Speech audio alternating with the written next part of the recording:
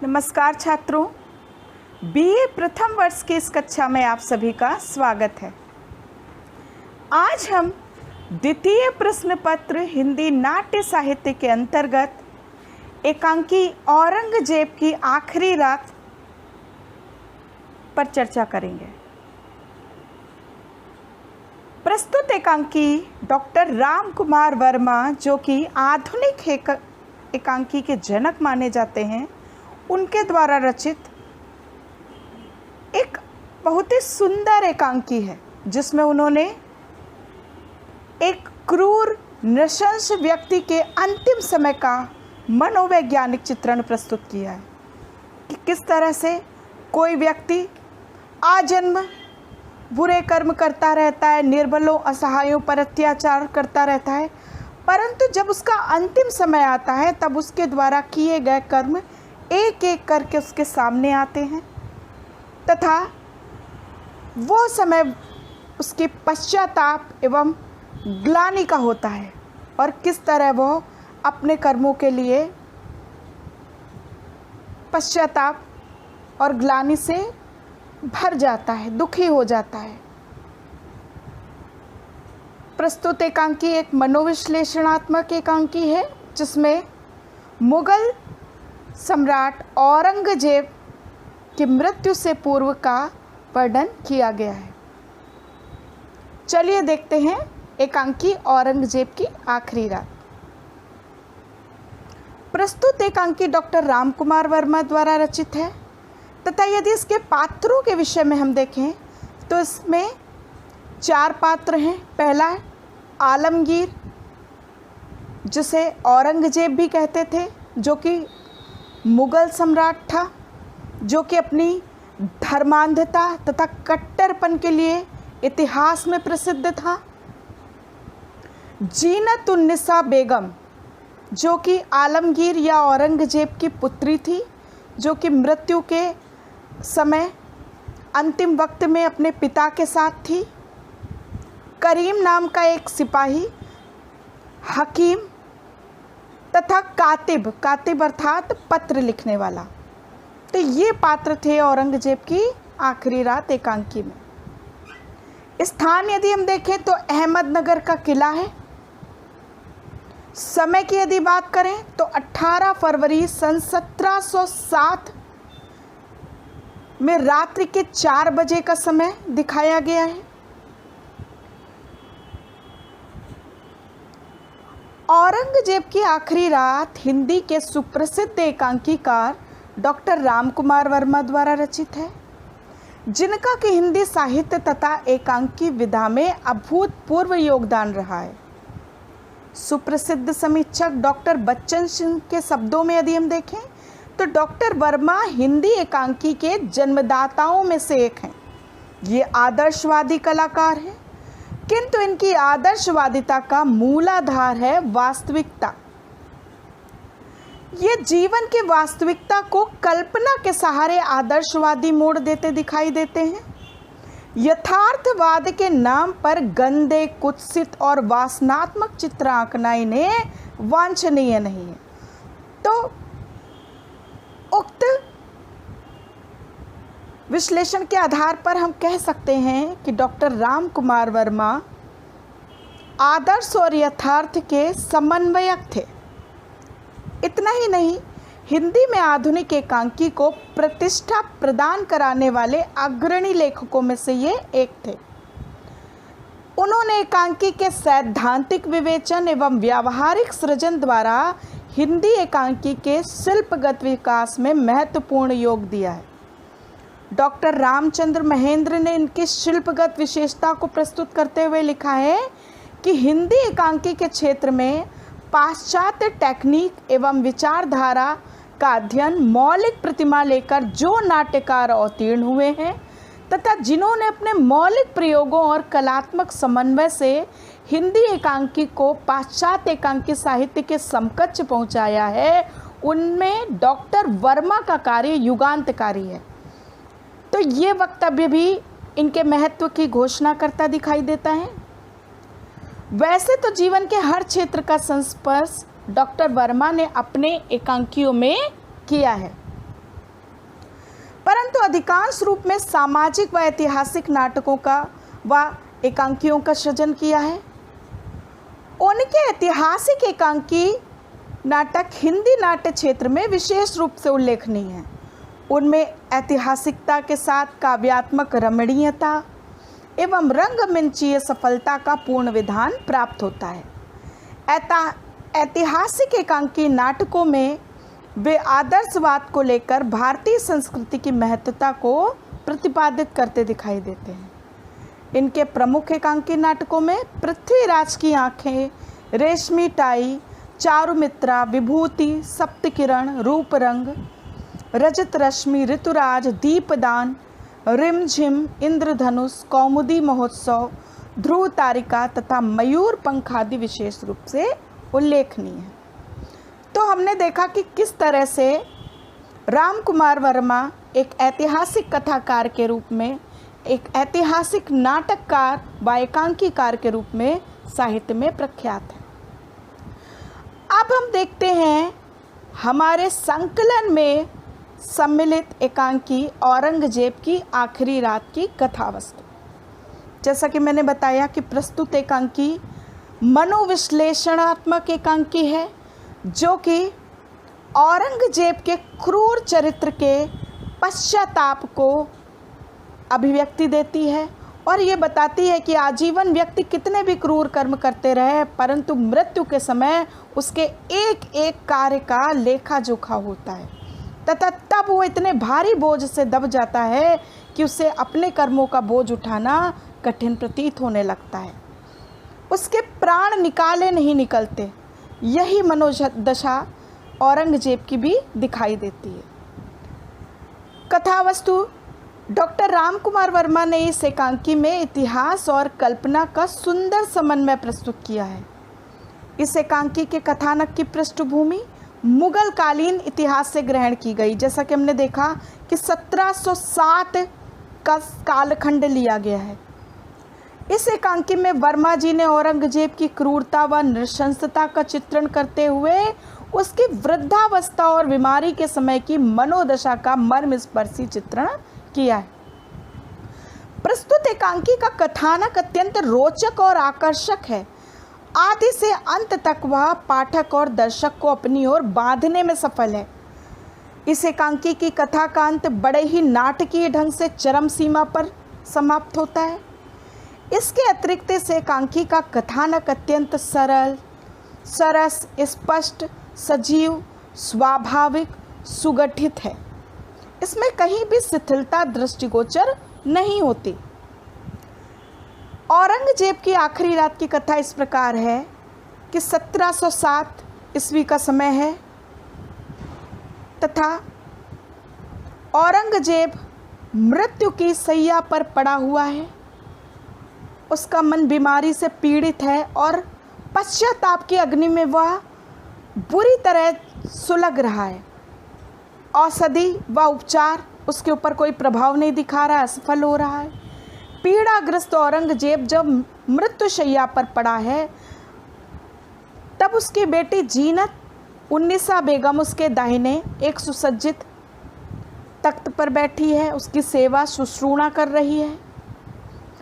औरंगजेब सहसा अपने विगत कृत्यों के विषय में सोचकर पश्चाताप की अग्नि में सुलगने लगता है। वह जीनत को बताता है कि उसने जो भी कुछ किया वो इस्लाम के प्रचार प्रसार के लिए किया। आज भी यदि शक्ति आ जाए तो वह मराठों को नेस्तनाबूद करने में किंचित भी संकोच नहीं करेगा। अब यदि हम पूर्व पीठिका के रूप में देखें तो औरंगजेब अब शिथिल हो चुका है। उसके शरीर में पहले जैसी शक्ति नहीं रही है।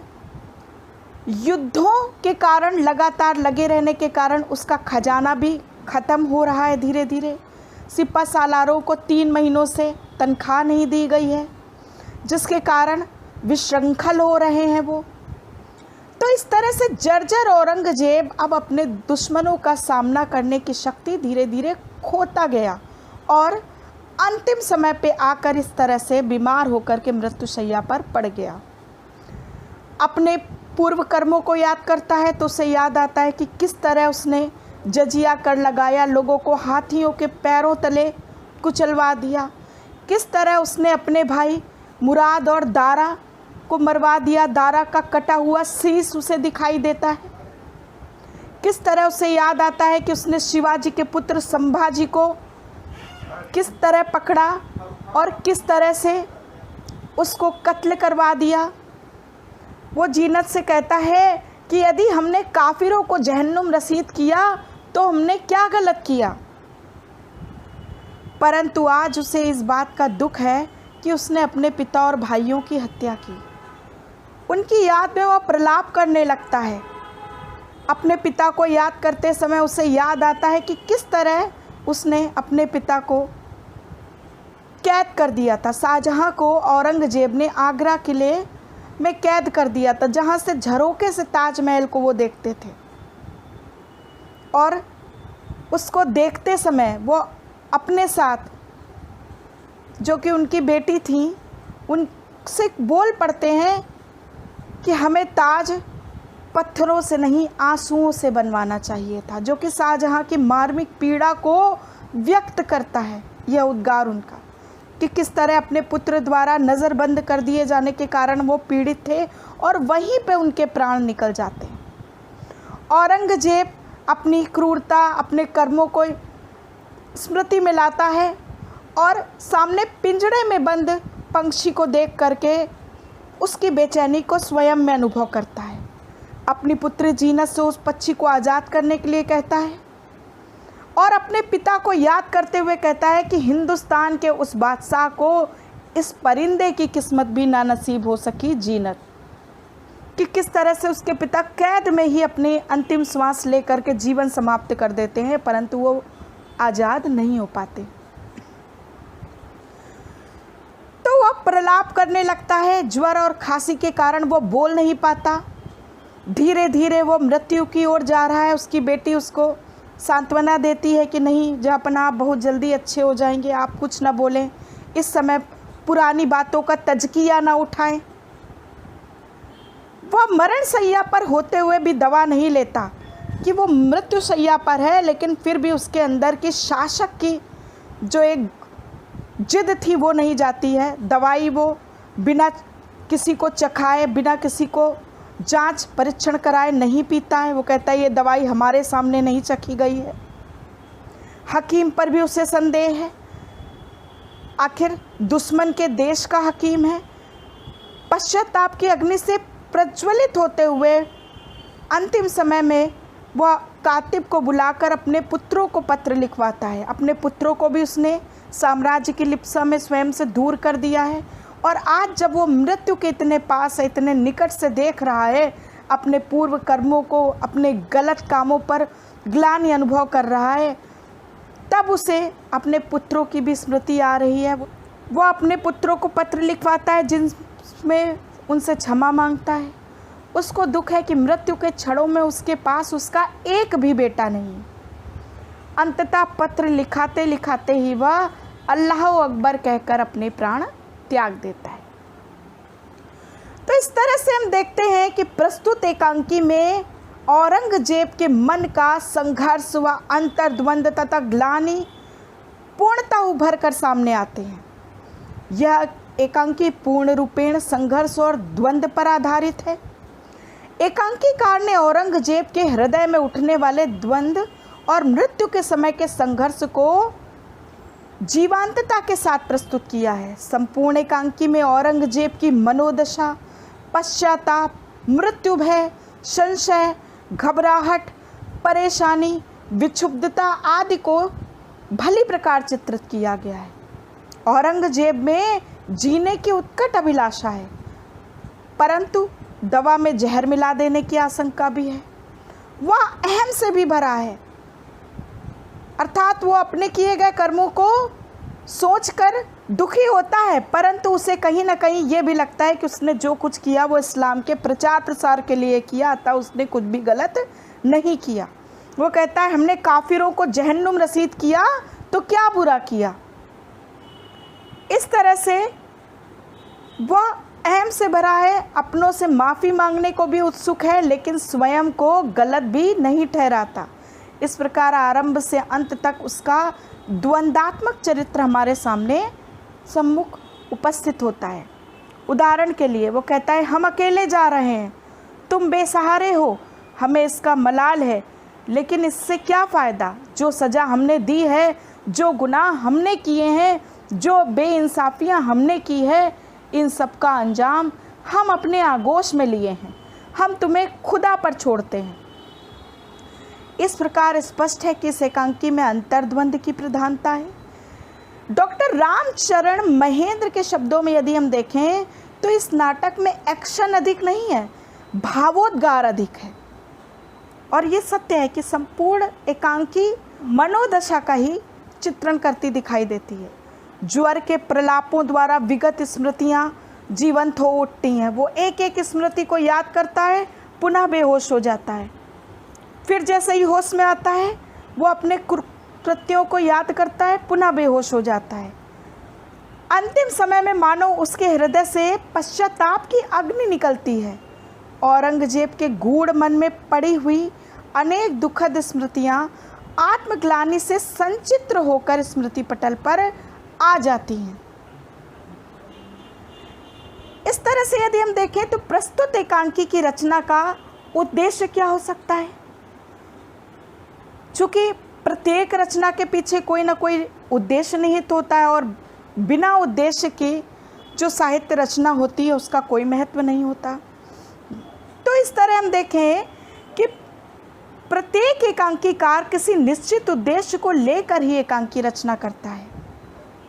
और यहाँ इस एकांकी में डॉक्टर राम कुमार वर्मा का उद्देश्य औरंग जैसे क्रूर व्यक्ति द्वारा अंतिम समय में ग्लानि एवं पश्चाताप का चित्रण करना रहा है, जिससे कि जन सामान्य को भी सीख मिल सकती है कि किस तरह से व्यक्ति के कर्म उसकी मृत्यु के समय जीवांत हो उठते हैं, उसके सामने आते हैं। तो हमें अपने इस जन्म में रहते हुए सत्कर्म करने का प्रयास करना चाहिए। तो इस तरह से हम देखते हैं कि उद्देश्य की सफलता के कारण यह एकांकी और भी अधिक लोकप्रिय बन गया है। केवल हिंदी ही भाषा में नहीं बल्कि अंग्रेजी व अन्य विदेशी भाषाओं में भी इसका मंचन हुआ है। यथार्थ को चित्रित करते हुए आदर्श की प्रतिष्ठा की गई है। औरंगजेब कर्मों के प्रति प्रायश्चित करता है। मृत्यु की शैया पर पड़ा मनुष्य सत्कर्मों से शांति का अनुभव करता है और औरंगजेब को अपने कर्मों के कारण ग्लानि और मानसिक विक्षोभ की अनुभूति होती है। लेखक ने इस एकांकी में इसी तत्व का प्रतिपादन किया है कि हिंसा अपराध है, बड़ों का सम्मान करो, जीवन मात्र का कल्याण ही जीवन का सर्वोत्तम कर्म है। औरंगजेब भी मृत्यु की विवस्था से भयभीत है। अंत में उसे अपने किए पर ग्लानि की अनुभूति होती है। इस तरह से यह एकांकी औरंगजेब की मृत्यु के साथ चरम स्थिति पर आकर समाप्त हो जाता है तथा पाठक के मन में सत्कर्मों के प्रति आस्था और बुरे कर्मों के प्रति भय का भाव छोड़ जाता है। धन्यवाद।